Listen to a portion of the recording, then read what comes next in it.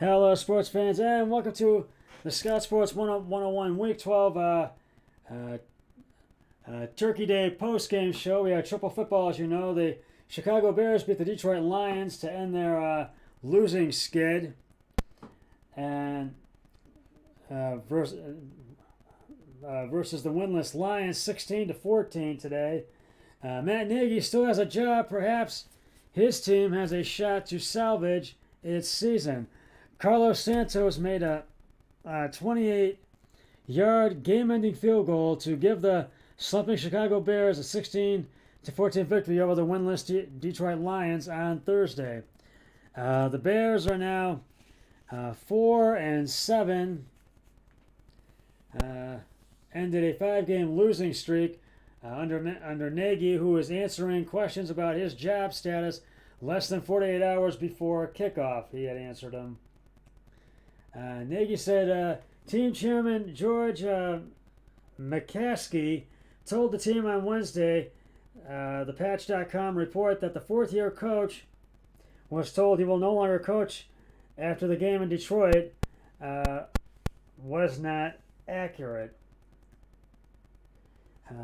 We've been through some stuff, some distractions the last couple of days, Nagy acknowledged, but it just proves who they are, what type of fighters they are, what type of winners they are. Meanwhile, the Lions, who now still are winless and now 0-1, show no one in the NFL comes up short quite as they do. First, you have to learn not to lose, said Detroit quarterback Jared Goff, who returned from a one-game absence because of an oblique injury. Detroit made many mistakes early and late to extend his winless skid to 15 games since beating the Bears on the road nearly a year ago. The Lions had 10 penalties, including a three in a row when they were at midfield. They ended their chance to score on their last possession. Having a 2nd and 25 or 3rd and 32 definitely shrinks your playbook. First-year coach Dan Campbell lamented. Andy Dalton, starting in place of the injured rookie Justin Fields, led the Bears on an 18-play, 69-yard drive that took the final 8:30 off the clock. Dalton converted on a 3rd and 5 with a 13-yard pass to Damiere Byrd to get the Bears in midfield. Detroit later helped out, giving them 5 yards on a penalty for calling a consecutive timeouts without a play in between. I knew it was a penalty, but if we had our guys with one call and a half another, Campbell said, I either could call the timeout knowing it would be a penalty or stand there and watch them score a touchdown. On the next snap, Dalton converted 3rd and 4 with a 7-yard pass to Byrd with only one timeout left. Dalton was able to kneel and run out the clock down to 1 second before calling a timeout to set up Santos for the 3rd field goal. I don't think I've been a part of a game when with 2 timeouts in a row, the 34-year-old Dalton said. Dalton finished 24 of 39, 317 yards with a go-ahead 17-yard touchdown pass to Jimmy Graham late in the first half, and interception. Goff was 21 of 25 for 171 yards, with 2 touchdowns and a fumble on a play that was reversed after Nagy challenged. Goff threw a 39-yard touchdown pass to Josh Reynolds on his first drive and a 17-yard pass to T.J.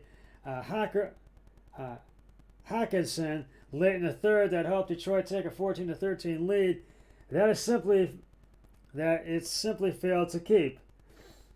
Goff did not get a chance to lead the Lions on a game-winning drive in the end because they couldn't get the ball back.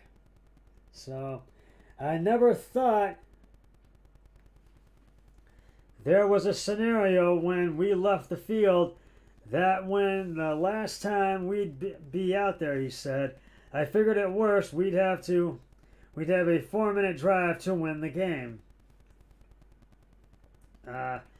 Chicago won 3 of its past 4 games last season to rally into the expanded postseason after losing 6 straight games. This week, an important week to believe in each other. And Santos, whose second field goal right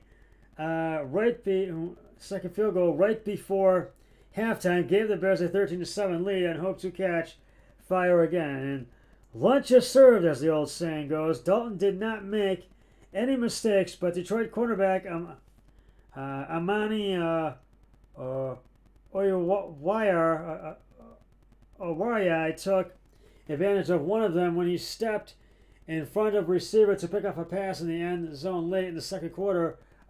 Oruwariye provided some joy for the Lions that needed it, celebrating the interception by having his teammates sit in the end zone to be served imaginary food from the football. But the Bears do have some injuries, and from this game, as I mentioned earlier, and Lions had injuries today. And DeAndre Swift was one of them, hurt his right shoulder in the second quarter, and he was not cleared to return. And Campbell said, and best player taking the challenge, team's best player off the field. Campbell said Swift sprained the same shoulder 2 weeks ago, and quarterback Bobby Price shoulder and linebacker Jalen Reeves Maben has a shoulder injury, who were also injured during the game. And the Fields missed the game after Sunday's loss to Baltimore. Wide receiver Marquise Goodwin, his foot injury, he is the reason why he missed the game. And linebackers Roquan Smith, who has a hamstring injury, and Sam Kamara with a concussion, left the game with injuries. So this is one of those games where Chicago just did not make any mistakes, and they look great today. So time to give out the game balls to this game. Jared Goff, 21 of 25, carries and attempts, 171 yards, 2 touchdowns. I think it's Jamal Williams, 15 attempts, 65 yards, and Josh Reynolds, 3 receptions, 70 yards, 1 touchdown. And in the late afternoon game, the Las Vegas Raiders beat the Dallas Cowboys in overtime, 36-33. Boy, this game, Dallas did not look good early on, and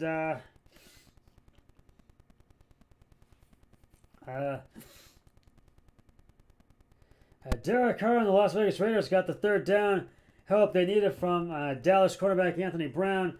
Daniel Carlson gets a 29-yard field goal in overtime after Brown's 4th pass interference kept the drive alive, and the Raiders ended a 3-game losing streak by beating the Cowboys 36-33 today and at AT&T Stadium in Big D. Carlton's career best 5th field goal came after Brown was called for an interference on Zay Jones on 3rd and 18. All 4 of Brown's interference penalties came on 3rd down and incompletions. So the penalties obviously helped, said Carr, whose 273 yards passing included a 56-yard touchdown to Deshaun Jackson for the first points. If they weren't holding, we probably would have hit those plays. The Raiders had just 2 third-down conversions total the previous 2 games, and were 13-13 on this one, but Brown topped that total all by himself. It was just one of those days, Brown said, and I feel like I was in position for all of them. Tried to turn my head, and on some of them I did, and have my head turned just to get better. And both teams' season highlights and penalties yards. Dallas the NFL leader in penalty yards, coming in at 14 with a franchise record of 166 yards. Las Vegas 14 for 110. And a holding call on a personal Pro Bowl left tackle Tyron Smith in his first game back after missing 3 with an ankle injury. Negated a Dallas touchdown early in the fourth quarter. The Cowboys settled for a field goal. And Dallas goes to 6-5. Dallas falls to 7-4. And Dallas struggled. It was a horse race, but Dallas came back in the fourth quarter. Struggled throughout it, but came back in the fourth quarter. And I'm going to give out the game balls. And those 3 guys I said for the Lions got the game balls and turkey legs as well. The game balls and the turkey legs. Dak Prescott, 32 of 47 carries, attempts, 275 yards. 2 touchdowns, no interceptions. Ezekiel Elliott, 9 attempts, 25 yards, 1 touchdown. And Michael Gallup, 5 receptions, 106 yards. And those guys also get the turkey legs as well. And just moments ago in tonight's game, the Buffalo Bills beat the New Orleans Saints 31-6 at Mercedes-Benz Superdome in New Orleans. And I took both Chicago and the Buffalo Bills and won the first 2. And Dallas I lost on. My brother-in-law took the Lions for the first one. He lost on that one because Chicago won. And he lost on the Cowboys one because the Raiders won. But he did take Buffalo and he won that one. So he's 1-2. And right now I'm 2-1. I'll give you the rest of the picks on Sunday.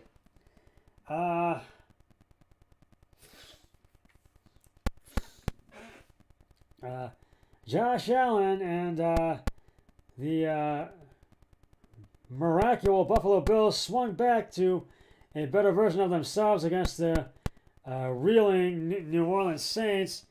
Allen passed for 260 yards and 4 touchdowns, and the Bills throttled New Orleans' shorthanded offense in a 31-6 victory Thursday night that sent the injury ravaged Saints to their 4th straight loss.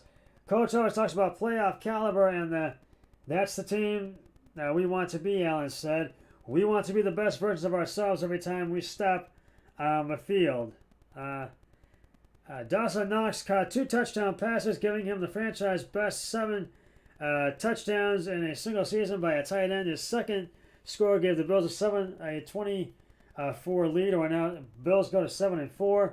Stephon Diggs had 7 receptions for 74 yards and a touchdown, and running back Matt Breida turned a short pass into a 23-yard score in a dominant victory that came just 4 days after a 26-point home loss to Indianapolis. To come up short the way we did last week, and sometimes it can be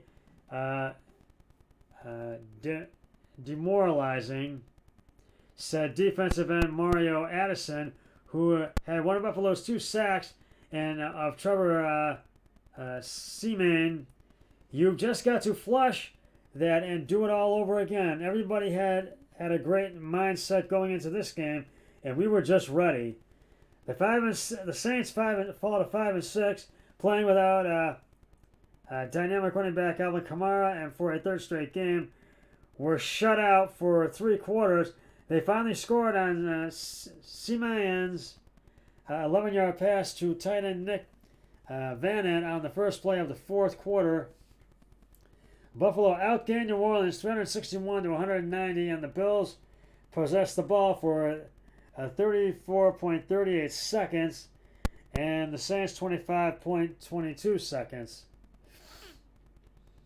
And but this is one of those games where the Saints just were not ready, and Buffalo just had this one. It was just one-sided. So Buffalo beats the Saints.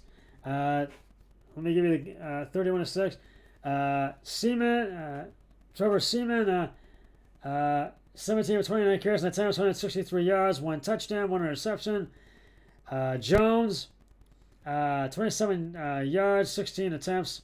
And Humphrey, 3 receptions, 47 yards, no touchdowns, but they both get the turkey legs as well. And that's just about going to wrap it up for the Scott Sports 101 Turkey Day post-game show. And I'll be back on Sunday for the early games post-game show and everything else. But until then, always remember, be a team player each and every day and every way possible. So long, everybody. 3, 2, 1, I'm done.